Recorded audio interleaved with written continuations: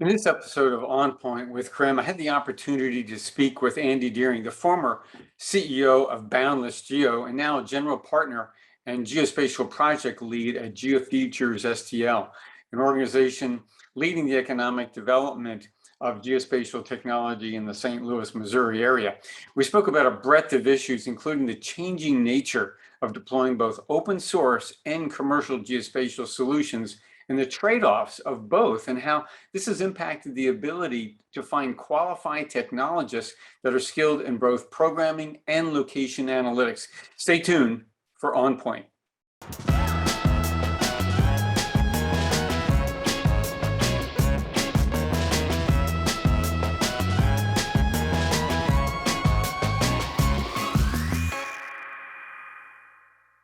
Randy, thanks again for agreeing to do the podcast. Really appreciate it. Appreciate your time. Let's go back a few years to your time at Boundless and look at the state of open source geospatial technology. And, it doesn't seem to be like an either or case where somebody's either going fully open source or fully commercial.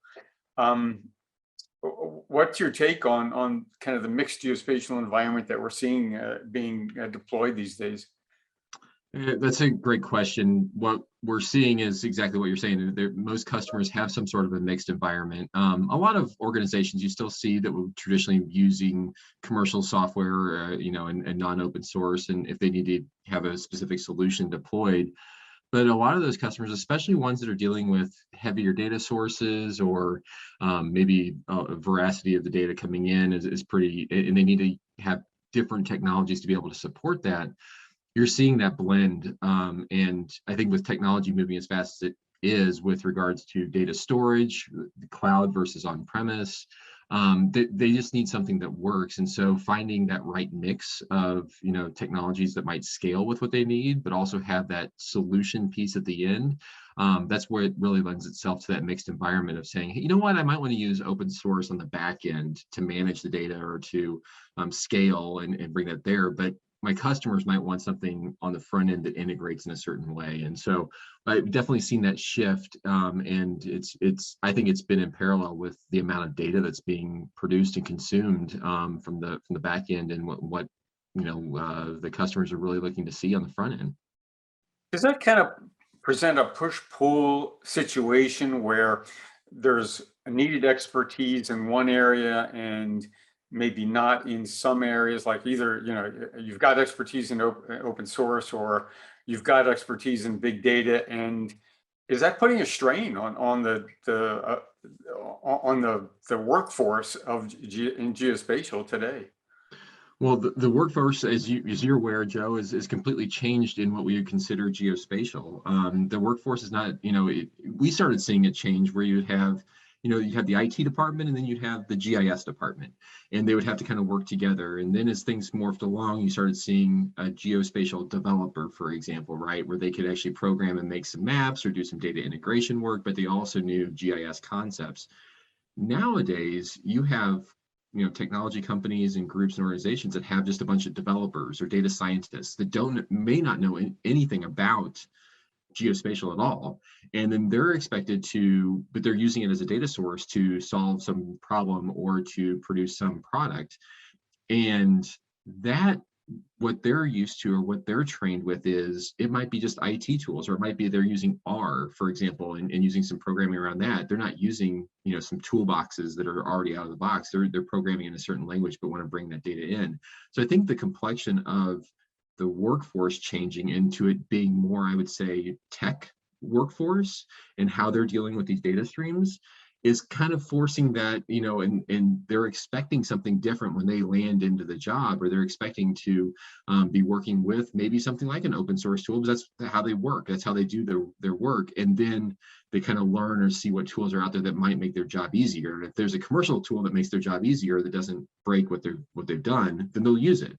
But I think it's just that the experience coming in and the complexion changes of the workforce are kind of the modern geospatial workforce that we have today. Yeah, and I had a friend who I worked with many years ago who was kind of just a geospatial engineer. He was kind of a demo jock. But he went to work at the city of Santa Clara as the GIS manager. Well, he's no longer the GIS manager, he's the IT manager. And he's looking not just for GIS people, he's looking for data scientists. And that's a huge change that I see. I guess you see the same thing.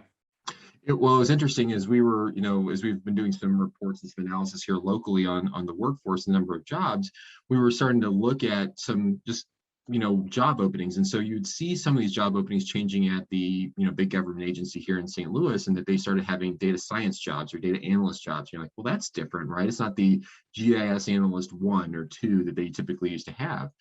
But then all of a sudden you started looking at like health institutions, and you started looking at the requirements of those positions, being a data scientist or data analyst, and one-to-one, the skill sets of the requirements skills that are needed to do that job are almost in parallel. They're almost like IT jobs. And then when you get to visualization tools, we actually saw the health systems, they're like, oh, and experience with tools like ESRI and Tableau. And you're like, wait, like we would never have seen that this is a geospatial job. But by the way, this data scientist has to have that tool in their toolbox to produce some maps that might have some of this information on it. So it's a different shift that I think we're all kind of seeing there, is that I think in the next 5 to 10 years, they're going to be tech jobs. That's really what the future geospatial workforce is going to be. I had the opportunity several years ago to work with the Department of Labor on their geospatial competency model.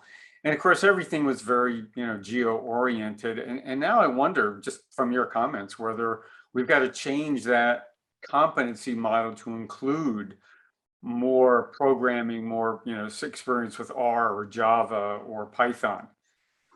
Yeah, because well, what is this? You used to have the DBA back in you'd have the IT person that would hook up the wires and make sure the servers worked. You'd have the DBA that would take the data and put it together. Then you would have an analyst that would go and analyze the data or put it together, do the geospatial stuff, and then you'd have a developer. And now you're expected to have all of those into your back pocket in some way, shape, or form.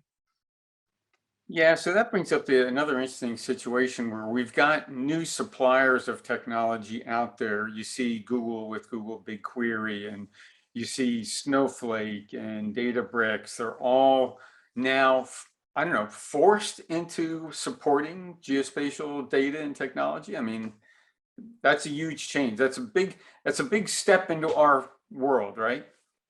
It is. It's good to see that. We just have to get them to realize sometimes that, wait, location data is actually important. You are kind of a location geospatial company that you don't even realize it, right?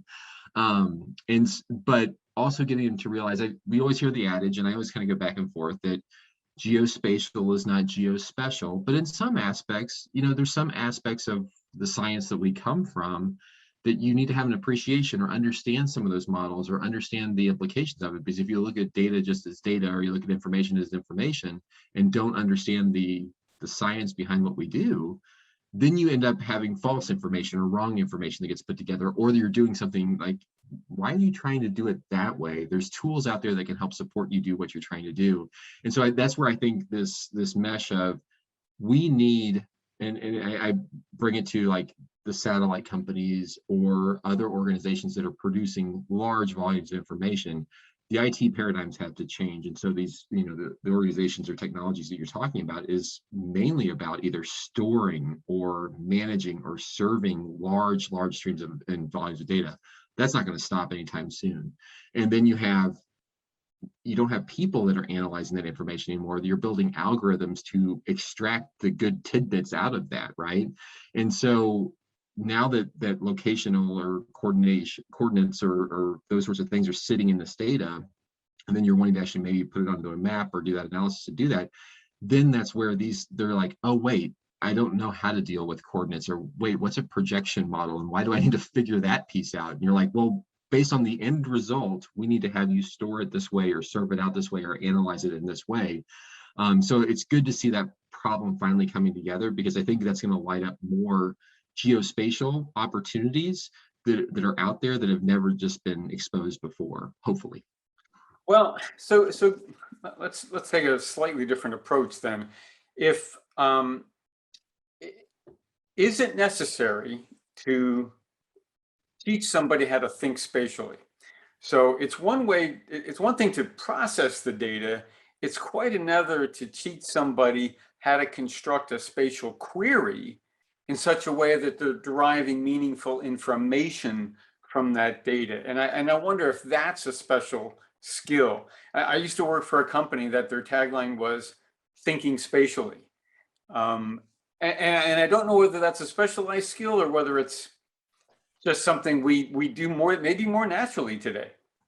Well, and I think hopefully we don't have to do those complex things like we used to have to do. That hey, they're already built into certain things like data transformations or other things that are out of the box today that used to be very complex in the past, to where you did need a GIS certificate to understand what was going on. Maybe that becomes less intense, but I think to your point of understanding the implications of why and having an maybe that appreciation for what that means in as you're producing your end result work, maybe that's where it is, and that you understand, or you're thinking, having a spatial thought around that, or understanding the importance of what that is that goes into the end product that you're developing. But we would have a lot of developers, or we would meet a lot of customers at Boundless, even before when I was at Esri, where they had a lot of high-end developers that were just jamming some code away, and they would always come to us because they were having a problem, right? Like, hey, I can't get the data to do this and whatever. And you're like, well, did you think about this? And it was a spatial function or something like that. And they're like, no, I didn't know that. Or, oh, I didn't realize there's a toolbox out there to do that. That's really complex. And we're like, well, no, that's just table stakes in the business that we're in. Like, we know this. And so it's whatever that part is, bridging that gap with them. It doesn't have to be super complex. You don't need to have a GIS master's degree to do that, but at least understanding what that is and kind of the data that you're working with and just the nuances of what's going on there. So it kind of in this crossover between someone who may be coming at it from just a programmer point of view, or coming at it from a GIS programmer or a GIS specialist. If I ask a typical spatial query like, find me all the Class A office space between 4th and Main in Peoria, Illinois, between 2 p.m. and 4 p.m., do most people know how to construct a SQL statement like that without understanding the benefits of spatial information?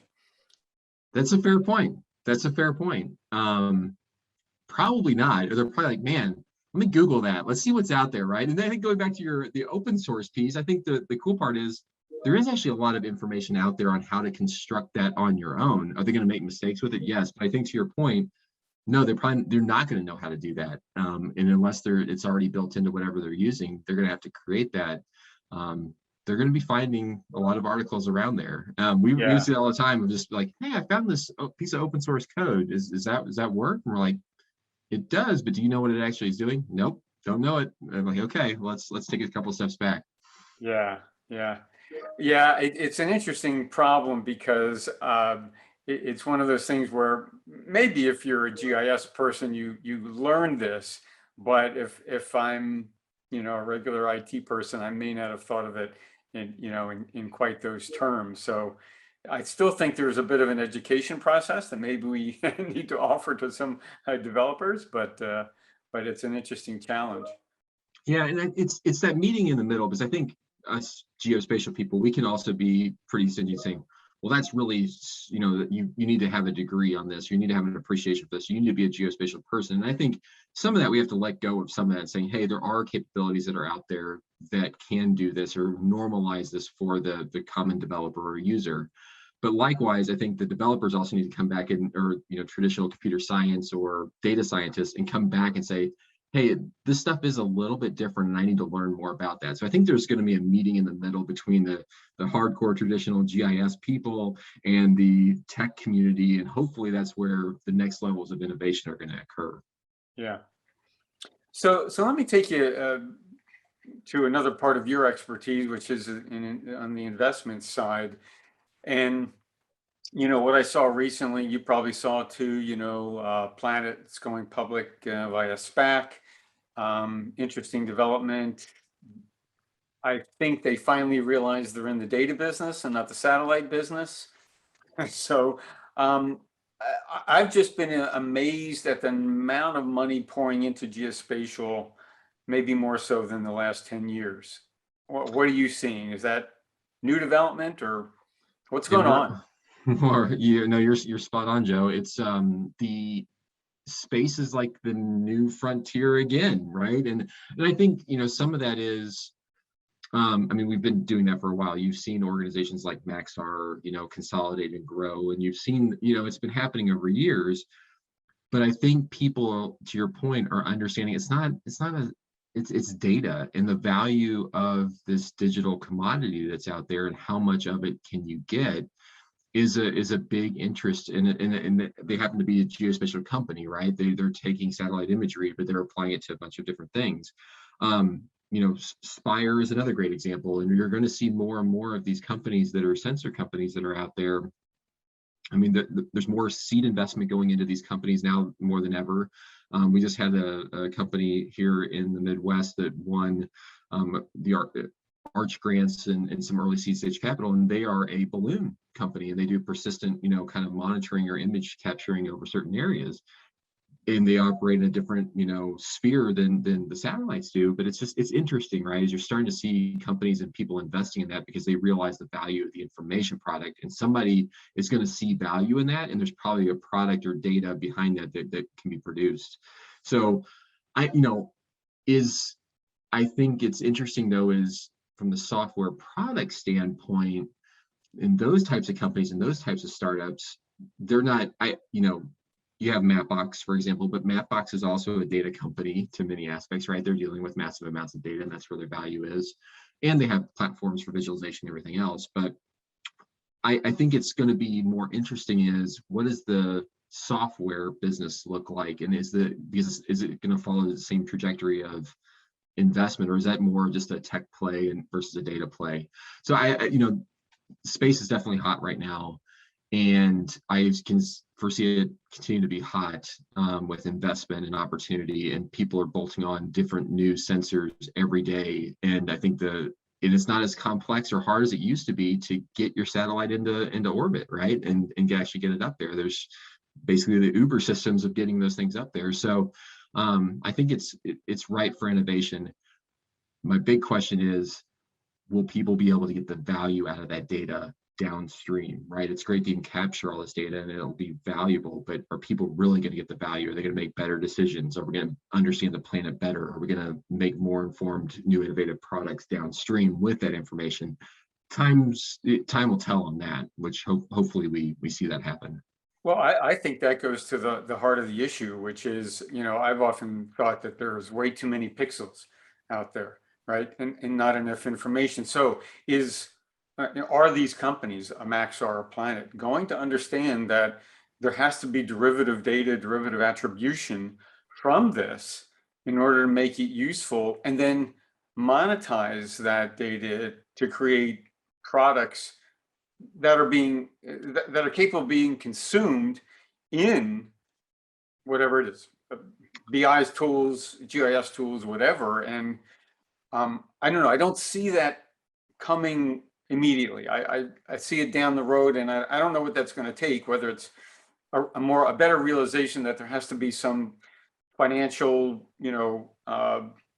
benefit. And I don't know if I see that yet. Well, I always like listening or reading to Joe Morrison's articles that he puts out there on his blog, but that was kind of, I think, one of his more recent ones where he said, there's obviously value, and people are creating value on the data side of things, and there's value on the solutions, right?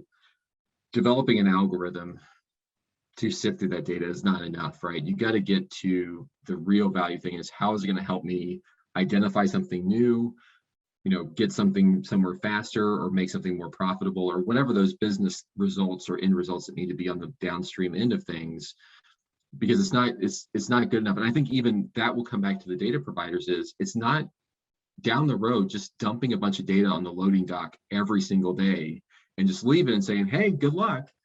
Customers are going to want something more. They're going to say, man, I can't deal with this amount of data. I can't deal with this information. Even though I have all these algorithms running, all I want is the answer to the question I'm asking of the data. I don't want all those pixels, right? So I think unless you're a big government agency where you might have multiple uses for those pixels, or you want to see a large change over time or certain things like that, where you can see value in the pixels and that velocity of them, I don't know. I think that's what's to be reckoned with. Beyond just supporting natural disasters or having assets that are there at the time you need them. What about all that other data? What does that really mean? And are you able to really get value to your customers? Is that really what they want? Yeah, I think you again, you hit the nail on the head there with people want answers, they don't want data. And what I wonder is, are we going to have to put more emphasis on machine learning tools to do that for us? And is that a good solution, right? I mean, is that the answer? Or, I mean, if you become too reliable in machine learning, then you also miss something as well in the analytics. Well, and going back to the workforce question, do those people that are writing those algorithms actually know what they're looking for? Do they know that, oh, wait, if you hit this different color band and you interrogate it this certain way, that this is the result you can have? And that's actually where spatial really comes right back into the fold from a remote sensing perspective, where having those remote sensing skills and understanding of what that data actually means, you need to start arming those analysts with that. Because otherwise, throwing data analysts or data scientists at these things and developing algorithms, they're still not producing solutions. They might be producing the wrong solutions where there is false positives or there are things that are happening. And so I think that's something that we have to kind of be on the lookout. I do think, there's still going to be really good value in new sensors that are being developed. We're still on the cusp of getting value out of hyperspectral sensors, thermal sensors, and others. I think what we've seen though is a commoditized version of, image pixels and just taking imagery, right? And so I think as new different sensors get put into orbit, there will be a high value on them initially, and I think over time they'll be commoditized. It'll be interesting to see, where some of these companies like Maxar and Planet go to in year 4 or 5, in the next 4 or 5 years. Yeah, that's a great point. I started my career in remote sensing and worked on hyperspectral sensors. I can't imagine trying to explain the value of hyperspectral to the average person, right? I mean, when you're talking, 1 nanometer spatial resolution, that's got to blow people's mind, right? Well, imagine putting that on a flock of satellites and doing continual monitoring, that amount of data and sifting through all the noise, right? Yeah. It's crazy. So let me, before we wrap up, I want to ask you about St. Louis and the GeoFutures initiative you got going. You and I have talked previously about what's going on where I live. That's just a tremendous compliment to your efforts there, and just maybe explain a little bit about what you're doing, because it's really taken off, at least from my perspective. Yeah, no, thanks for allowing me to chat a little bit about it. Yeah, in St. Louis, we've done geospatial for many years, but kind of, I would say, done it in the shadows a bit. And it wasn't until the big government agency that's here, NGA, decided, hey, we're going to set up a new campus. We're going to set up our West headquarters here in St. Louis, and but it was Director Cardillo's intentionality of saying, we've got to do it differently this time. We've got to open our doors. We've got to start engaging with industry and with academia and with the future workforce to not only talk about what our mission is, and that's the classified parts, but just the technology and the mission and what we have to do, but also get new ideas that are coming in, because we realize that industry is moving so much more faster than what we're doing. And so that decision was kind of a catalyst for St. Louis to take more of a look internally and say, wait, this is pretty interesting. NGA's setting up and investing in St. Louis, but do we do more of this? And so a lot of people who don't know geospatial but know economic development said, hey, is there something around this? Are we doing more of this? This is a competency that we can grow. And come to find out, we were doing a lot more of it in agriculture and transportation logistics and others around some of the companies or capabilities we had around here. But now the question, and so we developed a GeoFutures roadmap, and it's really to light up the opportunity that we have around growing a workforce, growing innovation, and growing opportunity, and also with the intentionality of doing that with racial equity and inclusion in mind, and especially the neighborhood that NGA is moving into, which has been challenged over many years, and so it's trying to do it the right way. And so anyway, there's a lot of great opportunity, and what we're seeing, the great part is before NGA is, they're still constructing the building right now. Yeah. We're seeing a lot more companies that are coming in and saying, hey, I want to be a part of this. But hopefully over time, we're starting to see other organizations or other research institutes that want to plug in, whether it be physically in St. Louis or virtually into some of the things that are going on here to create and as going back to our earlier points here, as these companies that don't know anything about geospatial are starting to do geospatial stuff. And as we see it more pervasive in a lot of these, and as we start thinking about next generational things like autonomy or, flying vehicles and all those other things, right? That we can be a center or a nucleus that helps advance that here in St. Louis. So that's our 20-year dream, but we're making some good first steps here. Yeah, I know the history, goes back all the way to the Defense Mapping Agency. I think they were originally started in St. Louis. And what's been the uptake by policymakers, politicians, the mayor? Do they buy into it? I know, like here in Huntsville, our mayor's like he was really one of the original supporters. What's the feeling in St. Louis? So it's a great, we've had actually, since we've launched our report, we've had 2 mayors, and we've actually had 3 mayors since NGA selected. And the excitement from the local politicians has been continuous here. And I will say, from the state senators to the local Congress men and women that have been here, they're very excited.